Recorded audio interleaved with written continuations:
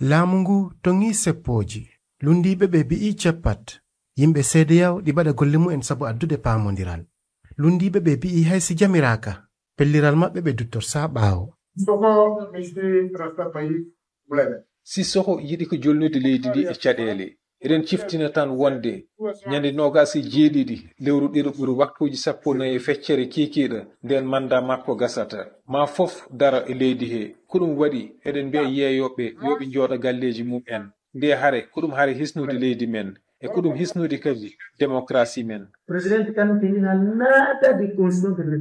Horejo leydi ndi hay hunde o anda e dosgal leydi ndi. Pellital amen ngal min duttotaki hen caggal. Mamin tella e laawi ɗi e hay goto wawa amen dartindi. Hay goto tettata fodde amen namnadi yo manda horejo leydi o joof kono kadi laamu yeyam dolago yo gas e nder leydi ndi. Jagorgal dow ko leydi ndi e inde laamu ngu wiiɗi tongi kala ko wiyete seppo he leydi he. Ko ɗum holli José Carlos Macedo Monteiro. Min dokki jamiroji hay e nder wuro sakkitingo e nder Guinée Bissau. Min mbi ko hay yaafuye goto waɗetake. Tuggi hande kala ɓiɗɗo Guinée Bissau naajo biiɗo ina adda dillere e nder leydi ndi jagorɗo kalfinaɗo kisal leydi ndi ma tinodir e muɗum. Ousmane Embalo Bissau, RFI.